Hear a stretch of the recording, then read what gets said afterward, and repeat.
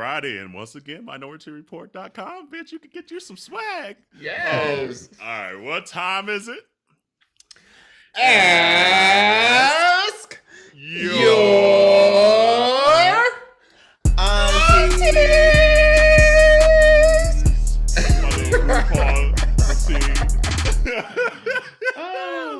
Oh my God, I'm dying. My computer just said, "Do you want to play some music?" After saying that. Wait, is that your Amazon computer, honey? No. Honey. Let me tell you, they're not getting access to this computer. You better watch where that laptop is at, because when they hear the booty claps, it turns on. Honey. And stored in the cloud forever. Look. They were like, "Oh, do you want to get this in your phone?" No, I don't want nothing in my phone. No. Y'all ain't tracking me today. All right, who has it this week? All right, this is a long one, so bear with me. Oh, God. But it's a good one. Not like in the eyes. Well, I have to see what I'm doing. Look, she didn't drink her whole brown liquor, so... My first drink of the year. Good. Right. Recently, I've been wrestling with... So, hey, aunties. Recently, I've been wrestling with navigating the world as a queer person of color. I feel like sometimes I'm walking around without a map, while my white friends, both in and out of the LGBTQ+ community, have an easier time exploring the terrain, dating, self-confidence, etc. I am Black, and unfortunately, why do you have to put "unfortunately" way close to the word Black? Right. But I digress. I am Black. Pause. And unfortunately, all too familiar with the dating apps where guys will say things like, "Sorry, no chocolate," quote unquote. It's terribly discouraging. We lack representation in literature, film, television, and I can go on. And you are. It makes me feel isolated. My friends, sorry, y'all. That brown This is liquor. a lot. My friends who are like my family to me always hear me out, but when we're out in bars or playing around on the apps, okay, playing around the apps with their friends. I feel they immediately get attention from other guys. It gives me the message that whiteness is more valued and more desirable. So, at the end of all that, as a queer POC individual, how do we remind ourselves that we are strong, beautiful, and desirable in a world and a community in which fails to encourage us or advocate for us? Go on, Jacked. You going on the wrong one.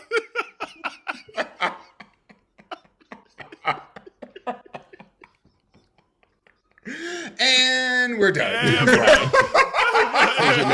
Change your next Ask Yo Aunteas. At MinorityReport.com. I mean, honestly, like sometimes I completely agree. Like we've all been in these situations, especially being Black men in the queer arena. But sometimes I wonder, do we not put ourselves in situations, it's like we know what's going to happen sometimes on these apps. Like it's habitual. So why do we keep putting ourselves in arenas and places that we know we're not going to be respected and desired and things like that? They're telling us that they don't like us, they don't see us, they only want us for one thing. So it's just like, if that's your situation, go in apps and bars and situations that you're going to feel seen and desired and wanted. And yes, I know that's hard because there's not that many places in America. But maybe get off some of the apps, get off some of these things that if it's like hurting you mentally and your self-esteem, take a break, and put yourself around people that are just going to uplift you. That way, if you want to get back on these various apps, you know what you want, you know what you're not going to stand for, and you don't, it's hard to penetrate you at that point. Unless you want to be penetrated. Unless you want to be traded. Hey, and do some penetration too. But I mean, I just feel sometimes we just, especially in gay communities, think this is the norm. We have to be on the grinders. We have to be on the scruffs when there's other apps and other ways to get what you want, And we don't hear Jacked out there enough, and that's a pretty people of color forward app. So go out there. You're gonna be desired, boo boo. I can trust, you know. So yes, I get this feeling. We've all felt this way. We have all been there, done that, boo boo, and it's true. Like you see maybe your friends, your white friends get hit up on people that you find attractive, and you're like, shit, I think I'm the shit too. Why they see me? Why are they hollering at me? Put yourself in some positions where you need to be hollered at, because if not, you're going to constantly feel this way in a way. I don't know. And it's hard to just say that, because I get it, because it's easier said than done, because there's so many white spaces. What do you think? I got a lot to say. Sit back, buckle up. So, like, and I say this every Pride Month about how I love to disrupt white people's Pride Month, because of the fact that when it comes to the queer community, how Pride is celebrated in our community, it's about white folks. And it's not just Pride Month, it's literally every day of the fucking year. That is what it looks like. What you see Pride Month is how it is all the time. And so we got to start having a lot more accountability for the reason why we continue to allow this shit to happen. We need to start clocking these white bitches in the face in the moment. And we need to start calling them out and stop being like, oh, well, you have microaggressions and all this other. No, bitch, you're racist. And all this other. We need to start calling these bitches out, period. We got to start having some accountability and owning that sometimes we allow people to kind of act like that to us, especially within the queer community. Because in the queer community, so many people are focused on their queerness that they forget that there's still racism within their community. And so it is on us to let them know, like, just because you're queer don't mean you don't have other blind spots. And that is the importance of why we need to speak up and say, even to our friends. The other thing, and I kind of got from here, that these people that you say your friends, that when y'all are playing together on the apps and they get more attention, are white. Don't go to white people about your Black people problems, because you're not going to get the reality, the answers that you need to actually grow and be seen and heal and move on and progress in your life. Don't go to white people about Black people problems. They ain't going to be able to understand. The close they can get as an ally and give you a space to talk, but they're not going to give you the wisdom, the words, or the true encouragement that you need to move on. And they're not going to be able to respond and give you positive feedback to help motivate you and inspire you to love yourself even more. Because they're trying to get dick too. So in their mind, they just trying to hook up as well. So they're them, like, well, hold on. They already getting it. They already getting it. They Exactly. already getting it. So for them, they're like, this don't make any sense to me. I don't understand why it's so hard. Well, of course you don't understand why it's so hard. So part of your situation too, you got to make sure you're surrounding yourself with people who look like you.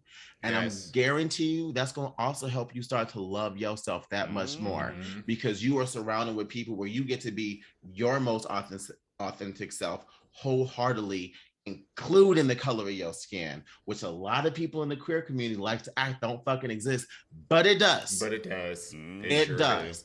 And that's why, to kind of like Auntie Kerel's point about so many white spaces, that's why it's important that we start creating non-white spaces.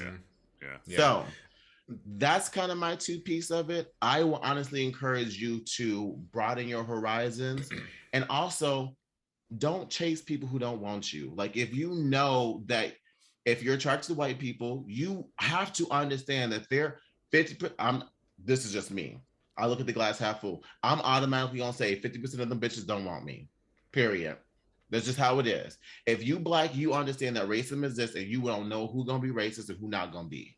And to me, racism goes as far as not being attracted to someone too, because if you aren't attracted to me because I'm Black, that's racism.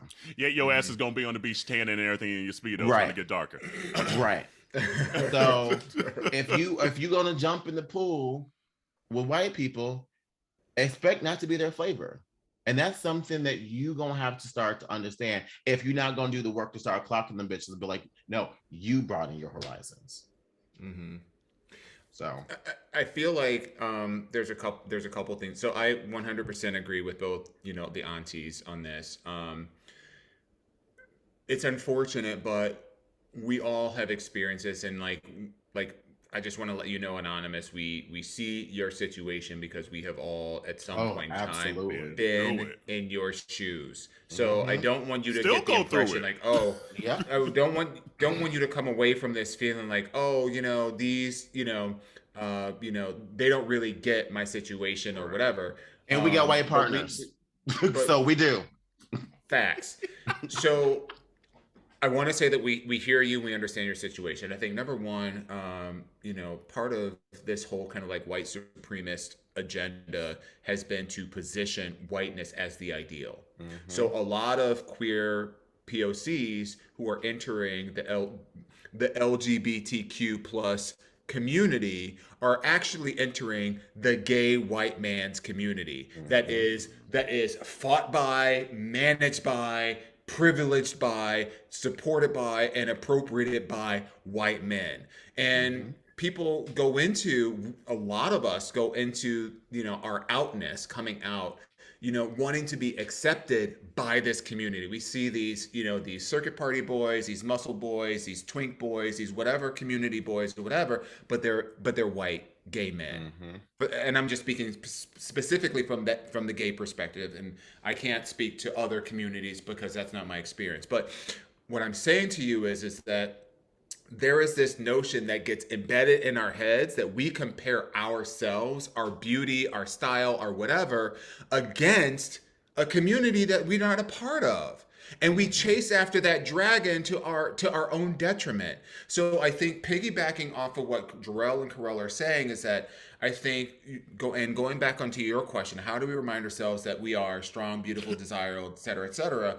I think part of it is doing a little bit of self-reflection to see like what are you chasing after? So is it that you're chasing after a relationship with somebody of quality, or are you chasing after a relationship with a white man, or chasing after a hookup with a white man because you think that is the status symbol? Right.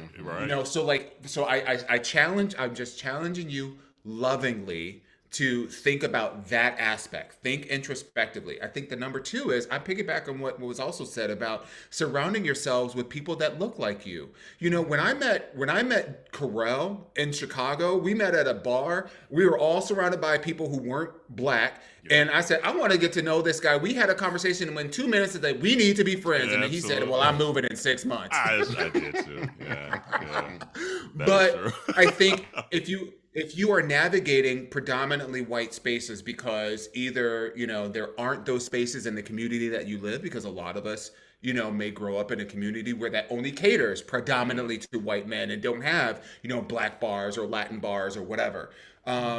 If you're in those spaces, I would challenge you to try to foster relationships with other people of color who are queer, who look like you, to again surround yourself with that energy and that perspective, because your white friends do not understand the struggle, that pain that you're going through every single night when you feel basically rejected by all of them.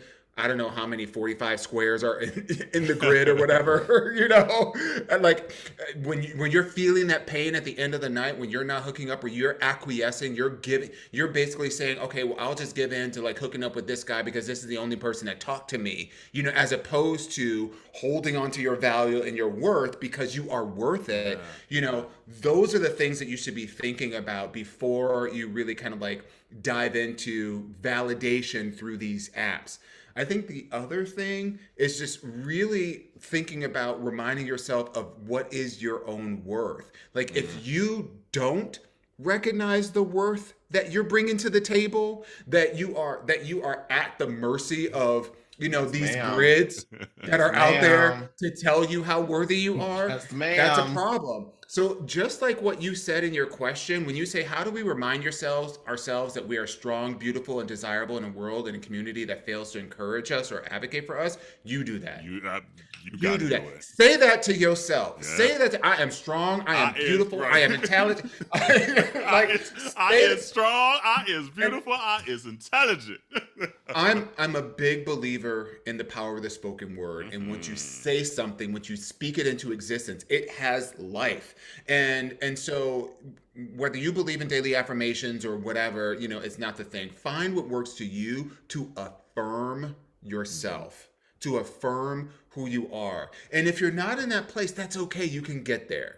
Yeah. I just want to let you know that this is a journey, and you're going to have to deprogram all that programming that comes to us through social media, through all these influencers, through all TV and movies, through the social scenes that you're running through the clubs that you're experiencing, all that shit that's telling you that a certain look is the ideal, and you should, if you want to be in, or you want to be popular, you want to be popping, you want to be desirable, you have to look like that or be adjacent to that. You have to figure out a way to deprogram yourself from those things so that you can break free and really live in your truth and attract the people that are actually into you as an individual. And that person may not be what you think they will be, but they will give you the kind of relationship that you deserve. That's what I was thinking, because there's something once you do that work, because again, and Dawon touched on it at the beginning of his statement that like we've been there, so I don't want it to sound like and we're still in it.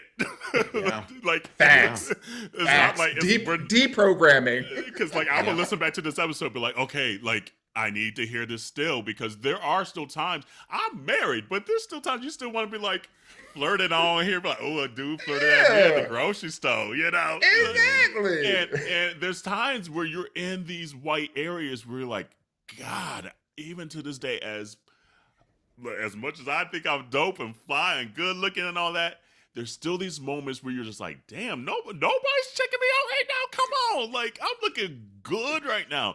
And so it's just like, you're still programmed in that world. It's just like trying to get this validation from a crowd that has never had to be in situations other than what they look like, Mm-hmm. And I'm so deprogrammed. I'm almost like judgy to the point, like I'm almost right. bad. Like every time I see something, I'm like, right.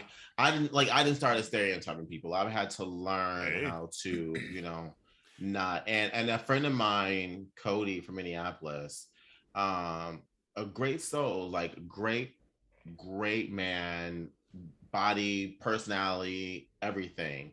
But he looks like the poster child of what the queer community. Yeah, right. But let me tell you, when I tell you he'd be like on his Instagram. Wait, what did you say his name was? His name's Cody. Right. It's like, let me when look I this tell you, bitch up. That was written in the stars. Right. But let me tell you, but when I tell you he'd be like, I'm talking about he got like 80,000 followers and shit like that. When I tell you he'd be like on his stories and on his posts, be like clocking, racism and, homophobia and all this other stuff, like truly using his platform and being a true ally. I'm like, damn, you remind me that not all people that look like you ain't the same. So as you're deprogramming, I just want to say, like, just be careful not to go too far to the other side like I did, girl, because I've been ready to say fuck you. Now I'm like, you cool, right? Fuck you. Right. I love the fact that they had enough courage, that Anonymous had enough courage to be able to put this out there, because I think it's easy for us to just sweep it under the rug that, we passed all this. No. But we're not. There are people that are out there that are struggling internally, and it is painful. And I think your aunties understand what that pain is like. Yeah. And I think if you'll just think about it in this terms, people, no matter what walk of life, no matter what their sexuality, no matter what their sexual orientation is, they're attracted to confidence. People who are confident in themselves, not cocky, but confident. And if you've ever looked around the club or looked around or whatever, and you see the ugliest, the most whatever you consider to be, and then they're pulling away with like, big dick, Adam for Adam, whatever, in Michigan or whatever, they pull in that stuff. A lot of times it don't have anything to do with the outside. It has something to do with the inside. So I guarantee you, if you do the work on you to affirm yourself and surround yourself, you will attract the law of attraction. You will attract and I'm one so of those much friends, positivity. And I'm one of those friends that love to hook my friends up. So, let me know what your type is. Hey. I tell all my single friends, my friends are all fuckable and dateable. Hey. Okay. Because I only hang around the best. So I ain't gonna look. I will never put two people together if I don't think all my friends are dateable and fuckable that are single.